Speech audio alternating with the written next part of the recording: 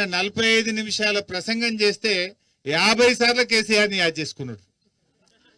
ఆయనకు నిద్రలో కూడా కేసీఆర్ యాదికి వస్తుండు, నిద్రలో కూడా బీఆర్ఎస్ యాదికి వస్తుంది. మరి కేసీఆర్ లేకుండా చేస్తా అంటాడు. అంటే నీకు కేసీఆర్ భయం పట్టుకున్నది, నీకు అర్థమైంది నీ పని అయిపోయిందని. ప్రజలందరూ కేసీఆర్ అన్నా యాడున్నావు అంటుండ్రు, ప్రజలు కేసీఆర్ను యాద్ చేసుకుంటుండ్రు. ఇవాళ ఆయనకు అర్థమైపోయే భయంతోని ఫ్రస్ట్రేషన్తోని నోటికి వచ్చినట్టుగా ఇవాళ మాట్లాడుతూ ఉన్నాడు. జనరల్గా ఏమైందంటే పాలకుడే పాపం చేస్తే ఆ రాజ్యానికి అరిష్టమట. పాలకుడు పాపం చేస్తే, పాలకుడు దేవుడి మీద ఒట్టుపెట్టి మాట తప్పితే ఆ ప్రాంతానికి నష్టం జరుగుతుంది. ఆ దేవుడికి కోపం వస్తే కురుమూర్తి స్వామి ఎంత మంచోడో మరి పాపం చేస్తే అంత కోపానికి కూడా వస్తాడు. అందుకే ఆ దేవుణ్ణి ప్రార్థించిన మేమందరూ పోయి, ఈ ముఖ్యమంత్రి పాపాత్ముని క్షమించు, నీ మీద ఒట్టుపెట్టి మాట తప్పిండు, ఈ పాపాత్ముని క్షమించి ప్రజల్ని కాపాడు దేవుడా అని ఆ కురుమూర్తి వెంకటేశ్వర స్వామిని ప్రార్థించాం. ఇంకా ఈ ఉద్దారకానికి ఇంకేం మాట్లాడతాడు? హరీష్ రావు రాజీనామా చేయి, నేను రెడీగా ఉన్నా అని చెప్పిన అప్పుడే.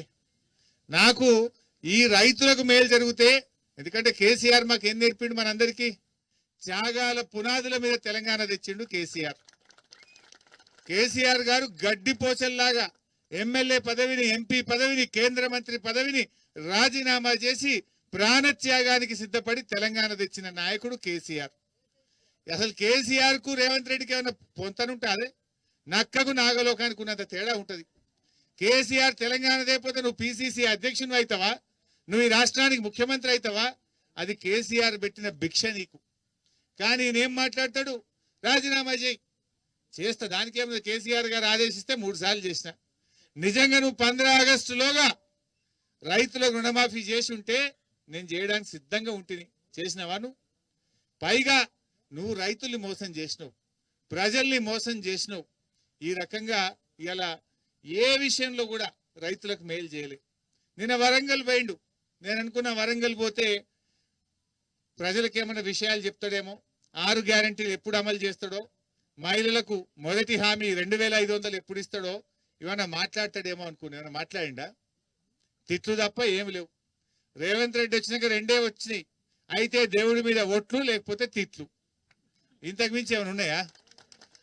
మాట్లాడితే దేవుళ్ళ మీద ఒట్లు పెట్టి ప్రజల్ని మోసం చేసుడు, లేకపోతే ప్రతిపక్షాన్ని తిట్టుడు. ఇంతకు మించి నువ్వు చేసిన పని ఏమున్నది రేవంత్ రెడ్డి? నేను అనుకున్న వరంగల్ పోతే ఏమన్నా రైతు డిక్లరేషన్ వరంగల్లో చేసింది కాంగ్రెస్ పార్టీ. ఎన్నికల ముందు ఏం చేసిండ్రు? వరంగల్లో రైతు డిక్లరేషన్ పెట్టి రైతులకు ఏమేం చేస్తామో 9 రకాల హామీలు ఇచ్చారు. నేను అనుకున్న రేవంత్ రెడ్డి గారు ఈ 9 ఒక్కటి కూడా చేయలే కదా, ఆ వరంగల్లో చెంపలేసుకుంటాడేమో, రైతులను మోసం చేసినా నాకు ఇంకో ఏడాది టైం ఇయ్యో, 6 నెలలు టైం ఇయ్యో అని చెప్తాడేమో అనుకున్నా. రైతు డిక్లరేషన్లో ఒక్కటన్నా అయినాదే? ఇంకేం మాట్లాడుతుండు?